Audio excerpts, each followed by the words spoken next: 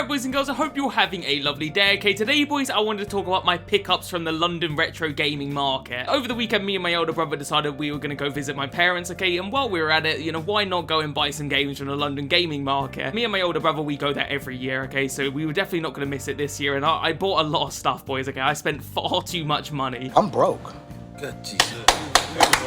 But honestly, lads, it's just super hard not to spend too much money, okay, because it is literally retro gaming heaven, okay, there's just games everywhere, there's so many amazing games, it is just hard not to buy literally everything. So I don't want this video to be too long, okay, boys, so I'm going to try and go through all of these games as quickly as possible, okay, I don't want this video to be too long, okay, so yeah, we'll try and go through these as quickly as possible, okay, and I want to start off with a game that I actually didn't get from the London gaming market. I picked this up a couple of weeks ago, and I just thought I'd throw it in this video, because why the hell not, and that game is Cuphead, okay, I've had this game digitally for ages, but I really want to get the physical edition for the Switch, and I absolutely love this game, okay, this is easily now one of my favorite games of all time. I literally finished it the other day, one of the hardest games I've ever played, no doubt, but I just loved every second of it, okay, some amazing boss battles in here, and the art style, the music, I use the music all the time in my videos, and whilst I was at my parents' house, I wanted a game to play whilst I was there, you know, and that game for me was Cuphead. I literally played this game all weekend, had an absolute blast with it, and yeah, I'll always have really good memories with this one. It is just an absolute 10 out of 10 game. So from this point onwards, boys and girls, it is all going to be pickups from the London gaming market, okay, and I want to start off with some of my cheaper pickups, and then as we go through it, I'll get to the more expensive stuff. But speaking of Cuphead, boys and girls, we're going to kick things off with a little Cuphead plushie. I saw this for, I think, £8.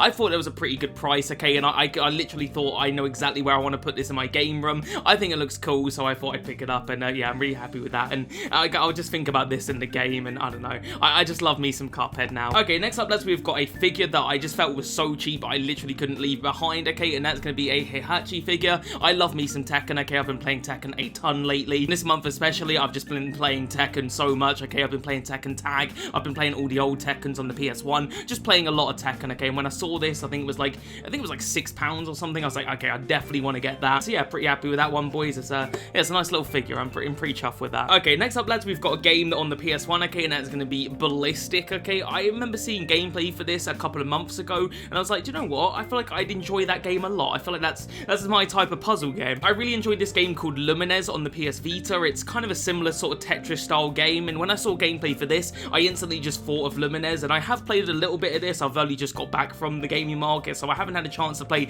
very many of these games, but I played a little bit of this one, and honestly, I'm really glad I picked it up. This was like £5, and I can tell that I'm going to get a good few hours out of this one. It was just incredibly fun, very addictive gameplay, and yeah, it's a little bit like Tetris, but it's like a spinny spiral thing. I don't know, I would definitely recommend it though. Okay then, boys, next we've got a game on the PSP, okay, and that is going to be Army of Two: The 40th Day. This is a game that I already own on the PS3, okay, and I think the PS3 version of this is a really good game, but I wanted to get it for the PSP because I just, like, I caught a glimpse of the back cover, and I noticed that it didn't look like the same as the PS3 version. It kind of looks like a top-down shooter. I don't know if you guys can see that, and the reason I really wanted to play it was because I recently played Killzone Liberation on PSP, and I absolutely adored that game, and that, again, is, like, not the same as the Killzone games on PS3. And that game is like a top-down shooter, and I think it's genuinely one of the most underrated PSP games ever, and I looked at the back cover of this, and it just looked similar. I might be completely wrong, it might be nothing like Killzone Liberation, but I just looked at it and thought, do you know what, I think this could be like that game, and if it's anything like Killzone Liberation, then I know I'm gonna love it, and this was like super cheap as well. It was like a £3 or £4 game, so yeah, I had to take a gamble with this one. Okay then, boys, next up we have got another PSP game, okay, and that's gonna be Ridge Racer. It's Ridge Racer!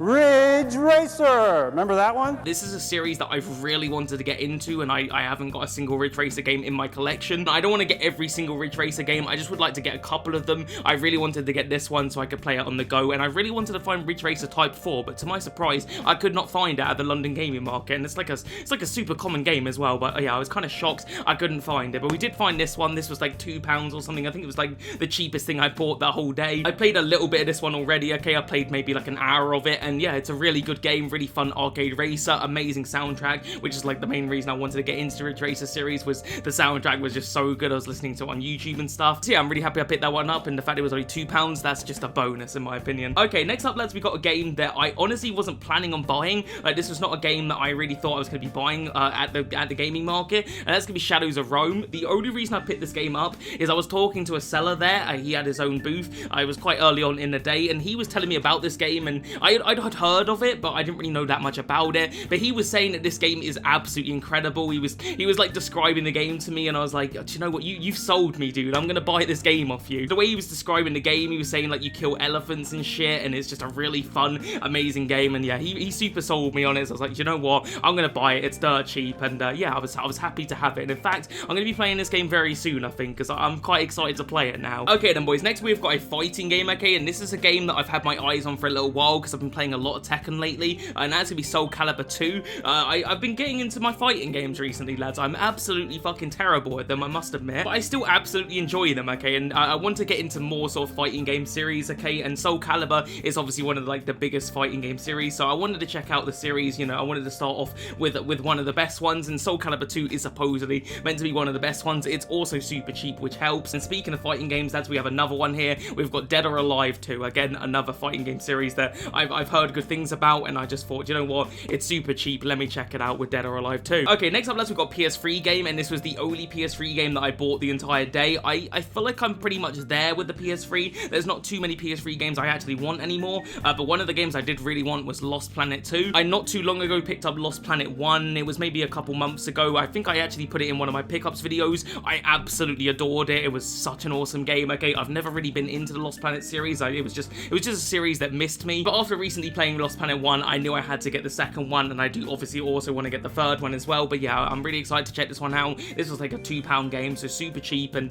yeah, I'm excited for this one. I'm loving my Capcom games at the minute, and yeah, Lost Planet 1 was absolutely amazing. Okay then, boys, the final sort of cheap pickup that we managed to get was actually a strategy guide, okay, and that's going to be for Lego Batman. I know some of you guys are pretty thinking, Majell, why do you want that? Like, why on earth would you buy that? Basically, lads, I'm pretty sure I'm going to be playing Lego Batman this December, okay? I don't know why, I just feel like Lego Batman it's just got a really Christmassy feel to it. I'm not even really sure why that is. I just feel like it feels very Christmassy, so I wanted to replay it this Christmas, and yeah, I saw this strategy guide, and it was like £5, and I just think I might find this helpful, you know? It'll help me get some of the collectibles, because I think I'm going to be 100% completing it. And this was only like £5, and I thought, you know what? I don't have too many strategy guides in my collection, so why the hell not? Why not just grab this one? So yeah, I'm pretty happy with it, and again, it was cheap, so yeah, hopefully I'll get some use out of it, and yeah, I'm pretty sure it's got like collectible like locations in there, so yeah, that's going to be pretty handy. Okay then, boys, next up we just got a couple of games here that aren't like super cheap, but they're also not super expensive. They're sort of in the middle, at least I think. So we kick things off, lads, with Zone of the Enders 2. Okay, I've got to be honest, lads, this is probably like the most excited I was to pick up a game all weekend. This was like right at the top of my list in terms of games I really wanted to find. This game and Danganronpa 2 were like the two games I was like really hunting down, okay, and I was able to find this one. Unfortunately, I'll spoil it, I wasn't able to find Danganronpa 2, which is a real shame because that was one that I just really wanted because I love the first one.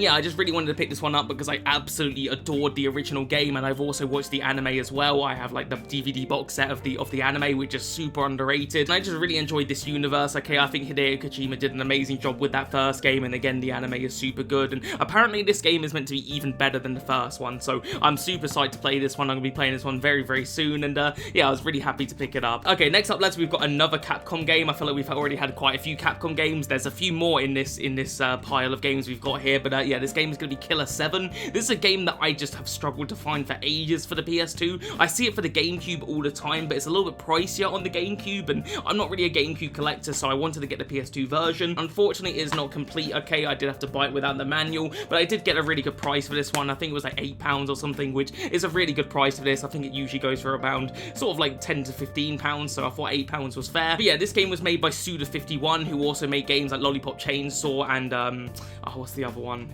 Killer is Dead is one. What was the other one? There's, oh, I can't think, the big one. No More Heroes, that was the one. Yeah, they made games like that. So yeah, this is one that I've always been excited to check out. But yeah, it looks good on the back cover. It's one I've wanted to play for a while. So yeah, I was really happy to get that one. Okay then, boys, next up we've got a game that I took a little bit of a gamble on because I don't know a great deal about it. Okay, and that's gonna be Odin Sphere. I think this is made by the same people that made Dragon's Crown, which I played on the PS Vita. Really love that game. It's got an amazing art style, and I'm pretty positive this game is made by the same people. Unfortunately, similar to Killer 7, this is also incomplete. I wasn't able to get a manual for this one, but again, it was pretty damn cheap. I think this is only like £10, and normally it's about £15, so, you know, I'll take that. You know, I'm not too bothered about the manuals if it's going to be a cheaper game. You know, I'd rather it be complete, but again, I like saving money, so I'm not too bothered. But yeah, I'm pretty excited to check this one out, boys and girls. Again, I don't know too much about it. I'm not really like a massive sort of RPG type of guy, but I really did enjoy Dragon's Crown, so I'm hoping I'm gonna like this one. Okay then, boys, the rest of the pickups that we got today are all £20 or more, so I would consider all of these games fairly expensive.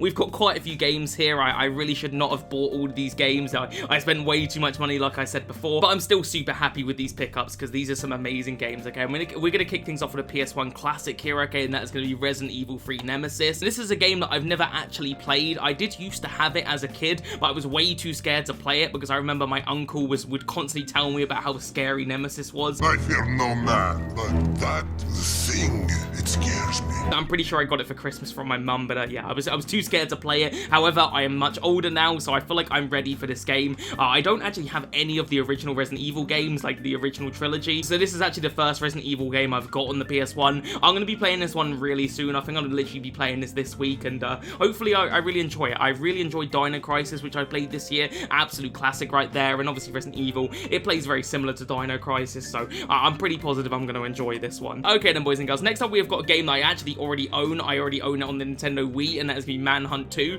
but I don't really play my Wii very often. I just don't really set it up too often. It's a bit of a pain in the arse to get the cables out and stuff like that, so I wanted to get it for the PSP because I just felt like it was easier to play. I find myself playing the PSP pretty often, okay, so I wanted to get it for that, and I think I'm just going to trade my Wii version in because again, I'd be quite surprised if I end up playing it on the Wii, but yeah, I've already started playing this one. I started playing it on the way home because it was like quite a journey on the way home. It took like 5 or 6 hours to get home, so I thought I'd get started with this one, and I'm about halfway through it, and I gotta say, boys, I'm really impressed with it. I think it plays really nicely. Not as good as the first one, admittedly. The first one just had a ridiculously intense atmosphere. Like, it was actually scary as fuck to play. This one doesn't have quite the same atmosphere. The story as well is not quite on the same level as the first one, but it's still a really good game. I'm intrigued by the story, and yeah, it plays really well, and it's obviously super fucked up, which, you know, that's kind of the name of the game when it comes to Manhunt. Okay, next up we got a game that is, I think, the most expensive game that I bought. Okay, this was not a cheap one. It was a lot of money. Okay, I did manage to haggle it down, to be fair, but that game is Valhalla for the PS Vita. It is actually sealed, which is quite cool. I wouldn't have minded if it was open, to be honest with you. I'm going to be opening it to play it. This is a limited run PS Vita game, and I think this was listed at £75. I paid 65, I think. I was able to haggle this one down because I bought quite a few things from the same seller. But yeah, this is one I was actually going to buy on eBay for, I think I was going to buy it for like £85, so I'm glad I didn't end up buying it in the end because obviously I saved myself 20 quid by buying it at the convention. But yeah, this is a game that I don't remember too much about. All I remember is that I looked at gameplay for it and it looked really intriguing. I think it's like a visual novel. It's set in like sort of like a cyberpunk universe. It seems like a game that I'm going to really enjoy, but I honestly don't remember that much about it. I just remember the fact that I was really intrigued by it, so I wrote it down on my notepad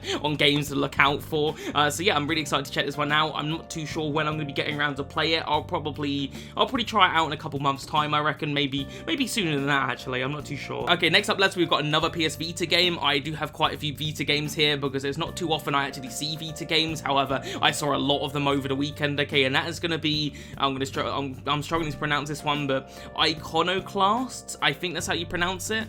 Yeah, it's a game that I don't really remember too much about it, but I wrote it down on my list of games I wanted to get for the PS Vita, but I literally forgotten what it was about. I might be wrong here, boys, but I think it might be a platformer, but again, I honestly can't remember. It's another like limited run one, so this was not cheap. I think this was like £60. But yeah, again, I don't remember too much about it. I just wrote it down, so I know it's going to be a good game, but again, I just don't remember what the hell it is. Okay, boys, next up we've got another PS Vita game, okay, and that's going to be Persona 4 Dancing All Night. This is one that I've had my eyes on for quite a while, but I've just never seen it in person. I absolutely love the original Persona 4, okay? Again, I'm not like a super RPG guy, but Persona is definitely up my street, okay? I love me some Persona. This is obviously very different. It's like a rhythm game, but apparently it's kind of like a sequel to the Persona 4 as well as a rhythm game, so like it has a proper story mode and stuff like that, so I'm definitely intrigued by it. I absolutely suck at rhythm games, so I hope it's not going to be too hard for me to play, but yeah, it was just one that I really wanted to get, and it's one of the few PS Vita games I didn't own, so yeah, I wanted to pick that one up because I'm pretty excited by it. Okay then, boys, we've only got one more PS Vita game here, okay, and that is going to be Ninja Gaiden Sigma. This is a game that I did used to have on PS3, free, and it was ridiculously hard. I don't think I got past like the second level of it. It was so ridiculously hard. Sucking at something is the first step towards being sort of good at something. So I thought, you know what, why not just get it for the PS Vita, you know? I've been playing Cuphead a lot recently, so I'm feeling like challenging myself a little bit again, so hopefully I'll get past the second level this time, but yeah, I'm happy to have that one in the collection. Okay then, boys, speaking of difficult games, okay, this game is by far probably the hardest game that was ever made, and that's going to be Kirby Superstar Ultra. All jokes aside, this game is obviously not going to be very hard. Kirby games are just notoriously easy, but to be honest, lads, that's a kind of why I actually like the Kirby series, okay? It's a nice chill series. You're not going to be tearing your hair out when you play it. It's nice chill, it's vibes, it's just fun, you know? And I really enjoyed, what was it called? Planet Robobot for the 3DS. I absolutely love that game. So I wanted to get another Kirby game, okay, and I saw this one, and I'm pretty sure this is like super expensive, like the PAL version of this. I think the PAL version of this game is like £150 at CEX. This version is an American one, but obviously it's region free, so I can still play it. So yeah, I was happy to pick this one up at the convention. Yeah, and I'm just excited to play this one. Okay, boys, next up we got a handful of PS1 games. Okay, I'm going to kick things off with a game that I've wanted for ages. I just, for some reason, I've never seen it before, and that is going to be Ape Escape. I don't know why this game is so hard to find. It really shouldn't be, but yeah, I just never seen it in person until the other day, and yeah, I knew I was going to get this, so it was like £20, which is fairly reasonable. It's in really nice condition, to be fair. Like, the manual is nice and minty, disc is in perfect condition, so I'm really happy with that. But yeah, this is one that, again, I've just wanted for the longest time, but for some reason I've just never seen it, so I'm super excited to check this one out. I've heard great things about Ape Escape, so yeah, I'm pretty excited about that one. Okay then, boys, next up we got a game that I don't know a great deal about, but I remember seeing gameplay for it and just being like, okay, that's a game I really want to get, and that is going to be Hard Edge for the PS1. This was not a cheap one. This was about £50, I think, which, I mean, it's a little bit over market value. I think you can get this one for about £40 at CEX, but I've never seen it in person before, and I wanted to come home with it. Yeah, if I'm not mistaken, this is a game that sort of plays similar to like the old school Resident Evil games, but is also